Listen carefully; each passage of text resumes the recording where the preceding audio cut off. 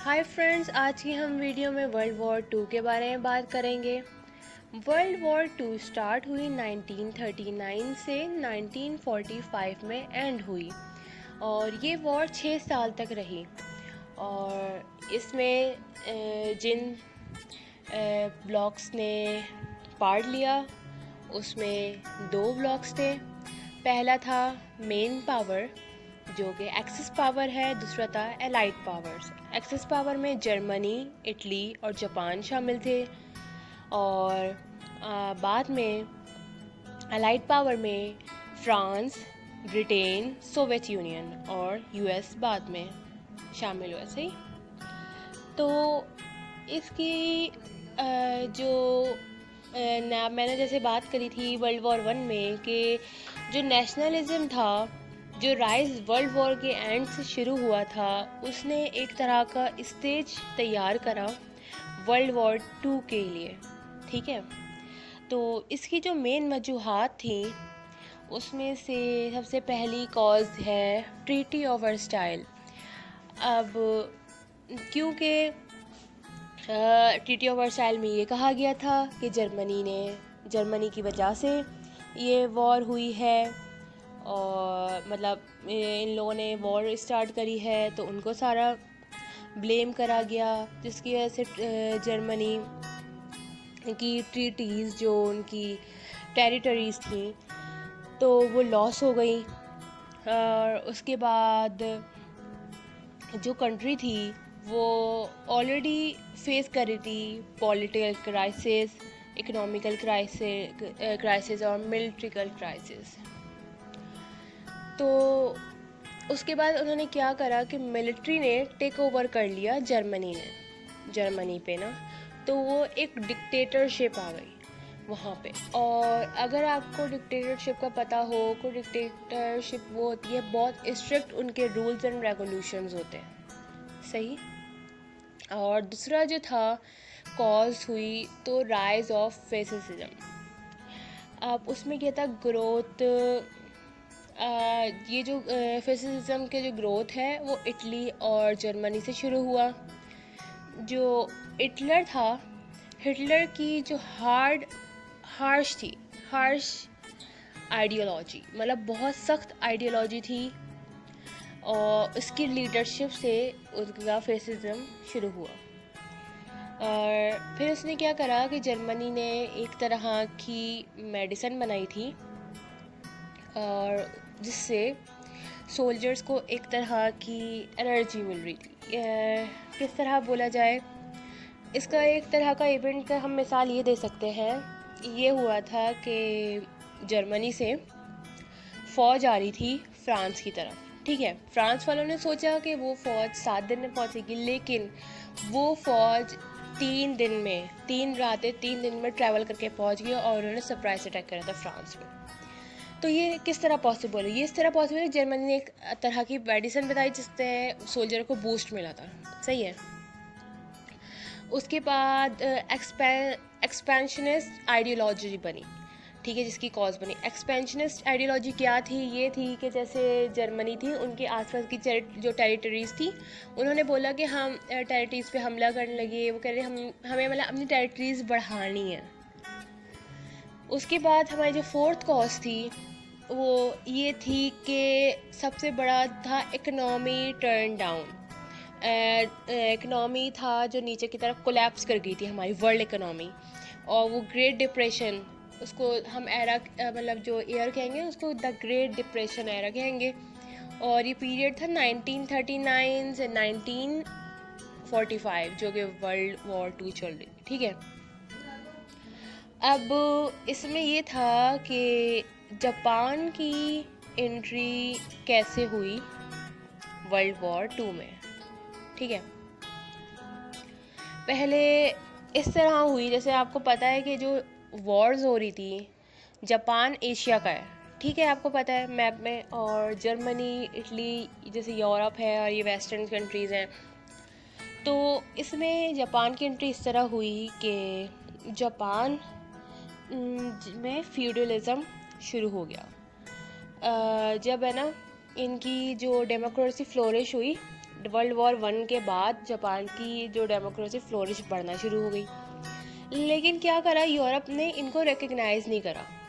हालांकि वो डेमोक्राइज्ड हो गए थे, तो उनमें एक तरह के दे फील नेग्लेक्टेड। वो उन्होंने बोला कि देखिए हमें जो है ना वर्ल्ड के जो हाई पावर्स है वो हमें निगलेक्ट कर रहे हैं, हमें नज़रअंदाज कर रहे हैं, हालांकि हम एक डेमोक्रेटाइज्ड नेशन बन चुके हैं। तो यहाँ पे उस वजह से भी जापान ने यहाँ पे इसका पार्ट बने। ठीक है, इसका एक इवेंट हुआ था पर्ल हार्बर इंसिडेंट के नाम से। ठीक है, जैसे आपको पता है वर्ल्ड वॉर वन से पहले यूएस की डॉक्ट्रिन थी मोनो डॉक्ट्रिन क्या थी यूएस की? उन्होंने बोला था कि हम किसी भी मुल्क पे हमला, मतलब जंग में किसी भी साथ नहीं देंगे, ना हम किसी अलायंस के जंग हो रही होगी उसमें साथ देंगे। तो अब वर्ल्ड वॉर टू में भी यूएस बाद में आया है ना, ऐड हुआ है। तो ये था Pearl Harbor incident. Pearl Harbor एक जगह है, हवाई आइलैंड है वहाँ पे। तो पर्ल हार्बर में वहाँ पे उनकी यूएस की बड़ी बड़ी नेवी शिप्स थी, और वहाँ पे जापान ने क्या करा, हमला करा, जिसके अंदर उनके 25,000 सिविलियंस एंड मिलिट्री मर गए। इस वजह की ये जो अटैक हुआ, ये अटैक सोवियत यूनियन और ब्रिटेन के फेवर में हुआ, क्योंकि जब ये जंग हुई तो अलाइड पावर्स जो लड़ रही थी वो सिर्फ फ्रांस, ब्रिटेन और सोवियत यूनियन थी। सही है, पता है कि यूएस की इतनी सारी मिलिट्री पावर थी। तो क्या हुआ कि जापान ने जब हमला करा तो यूएस के पास बहुत सारे वहाँ पे जो कैजुअलिटीज़ थी उनके, वहाँ पे मेजर्स वगैरह सब उनमें उनकी डेथ हो गई। फिर उसके बाद जापान यूएस यहाँ पे ऐड हो गया और सोवियत और ब्रिटेन के साथ।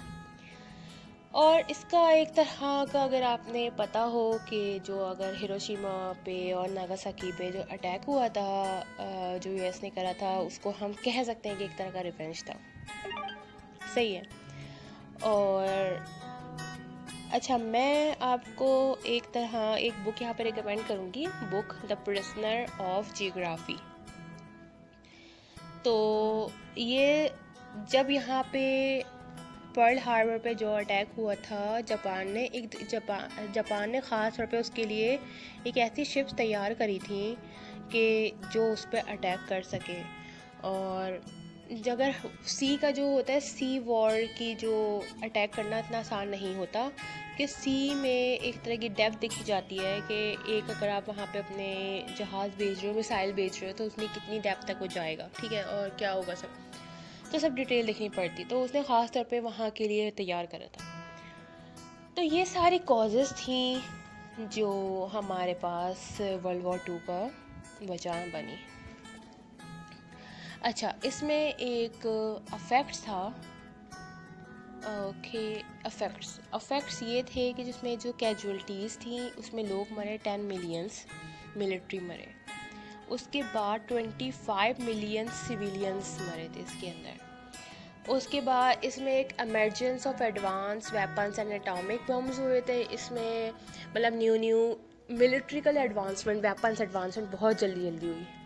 ठीक है, फिर उसके बाद इसमें थर्ड जो मेन कॉज था वो ये था कि बायपोलैरिटी वर्ल्ड हो गई थी। बायपोलैरिटी किससे, दो मेंस पावर बन गई, एक सोवियत यूनियन थी और एक यूएस थी। ये दो पावर इमर्ज हुई थी एक दो ब्लॉक में। ठीक है, फिर उसके बाद इन दो ब्लॉक ने कोल्ड वॉर शुरू कर दी। कोल्ड वॉर के लिए मैं अलग वीडियो बनाऊंगी। उसके बाद क्या हुआ, हमारे फोर्थ में डेमोक्रेसी राइज होगी, और मतलब ऑल ओवर द वर्ल्ड, पूरी दुनिया में डेमोक्रेसी की तरफ हर कंट्री जा रही थी। और फिर उसके क्या हुआ था, rise of world power. US, United state, एक बहुत बड़ी वर्ल्ड पावर की शक्ल में आगे बढ़ा था। क्योंकि अब देखिए वर्ल्ड वॉर टू ही, इसमें दोबारा वो डेप्थ पे आ गए थे वेपन्स की। तो समझ लीजिए, मैंने पहले वर्ल्ड वॉर में वन में बताया था ना कि यूएस ने जब वेपन्स प्रोवाइड करे थे वॉर में, फिर वो तो बहुत सारी कंट्रीज उनकी डेथ में थी। तो यहाँ पे भी यही हुआ था। फिर नंबर 6 जो अफेक्ट हुआ, ये हुआ एंड ऑफ कॉलोनियलिज्म। ठीक है। जो कॉलोनाइज जो वर्ल्ड था वो ख़त्म हुआ। और इस पर अच्छा ही कॉलोनलिज्म ये है कि इसके बारे में एक और वीडियो बनेगी जो कि बहुत डिटेल में होगी, ठीक है। और उसके बाद ये हुआ था, इस्टेब्लिश हुआ था यूनाइटेड नेशन। 1945 में यूनाइटेड नेशन इस्टेब्लिश हुआ, ठीक है। ये सब था हमारा वर्ल्ड वॉर टू में हमारे, जैसे मैंने पढ़ाया आप सबको कि हमारे पास दो ब्लॉक्स के बीच में जंग हुई थी, axis power and light power. उसकी कॉजेज़ क्या थी एंड उसके अफेक्ट्स क्या थे। तो आज के लिए इतना ही। सुनने के लिए बहुत शुक्रिया। Bye bye.